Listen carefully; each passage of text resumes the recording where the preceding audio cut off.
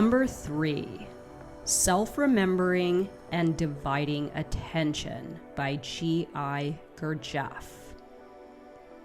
In this lesson, we are going to go over another concept, identification, and 2 very helpful practices which will allow you to be the character of your choosing as you stroll live through your movie. These 2 practices were introduced by GurdJieff and are highly regarded by those who practice. The 2 concepts are called self-remembering, and the second is called dividing attention. We will start with self-remembering. Self-remembering is simply a relocation and redistribution of one's attention. Self-remembering supports growing awareness. The act of self-remembering separates you from an unaware state of being. In turn, you will also not be absorbed into the inner or outer screen, as you will learn to remember yourself, therefore staying present. Self-remembering is not recalling yourself. Self-remembering is allowing your attention to settle back into yourself. It is an undercurrent of awareness that flows in your background that you may return to for comfort, peace, and most of all, focus. It is a working place where you will be more effective in matters of the heart and mind. It is in this place that we find coordination, alignment, or unity of the heart and mind.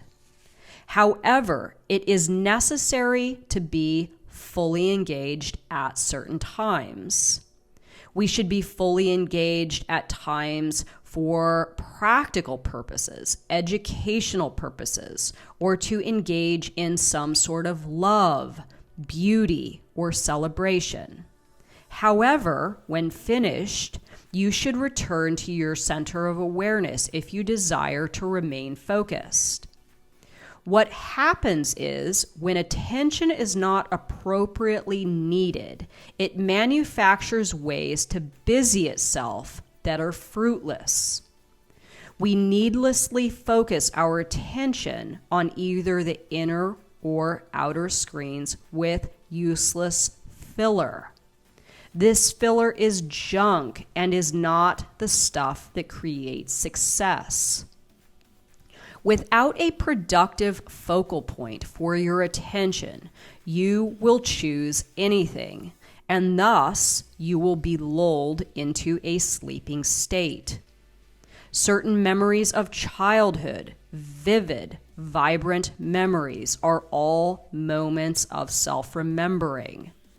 It is where life is the most flavorful and you have the most control. This state is achieved when living in the center screen Vadim and GurdJieff speak of, not in the inner or outer screens. We will start with a few very simple self-remembering techniques. There are many people who have studied self-remembering for a lifetime. It is not a small subject, and you can go as deep as you like with it. I must warn you again, however, your reality, perceptions, and even body sensations will drastically differ the more you practice self-remembering. This is an advanced self-awareness heightening practice that is powerful and potent. For now, we will talk about one of my favorite beginner techniques. This practice is very simple in theory, very simple. The challenging part will be to remember to practice the technique. There is one version of the technique for pulling you out of your inner screen and one to pull you back from the outer screen when speaking with someone else. We will start with the inner screen. The practice is simple. I want you to focus on your nose. It can be any part of your body actually, but I choose my nose because it is always right there in front of my face. I don't mean look at your nose or go cross-eyed. Just be aware that it is there. When you are looking at something, reading, talking with someone, watching TV, driving, eating, walking, just be aware that it is there. I don't suggest you overly focus, just enough to keep you pulled out of the inner and outer screens. This is an absolutely life-changing practice, if you can remember to do it. I heard a funny joke once. The joke is that a person ran right into a light post as they were walking because they were too concentrated on self-remembering. Remember, you must still stay focused on your environment. Don't get sucked into this center space to the point where nothing exists, as there may be consequences.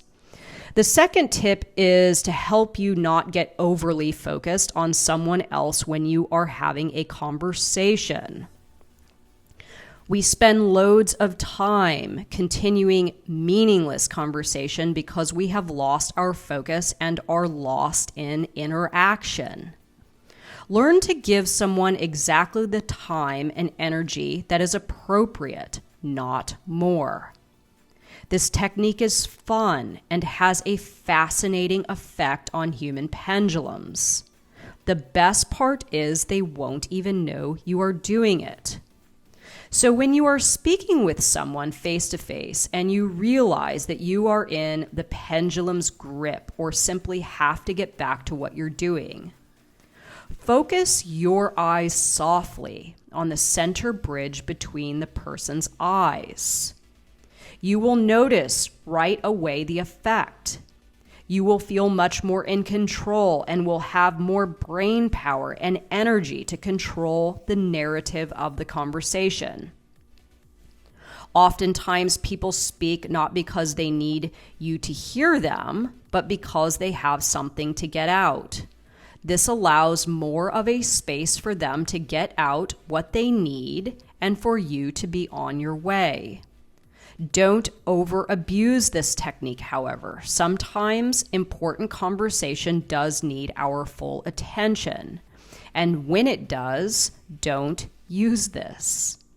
Remember, your center screen is an observation point from which you can see where your attention is directed at any moment and what you are focusing on. At the same time, you see what you are doing and what is going on around you. Summary. Self-remembering is returning attention back to its source. Self-remembering is not recalling or having a memory of yourself. You can only truly remember something objective. Self-remembering is a vast subject, not to be taken lightly. Please study this technique more in depth for a better understanding of what it is and how to use it.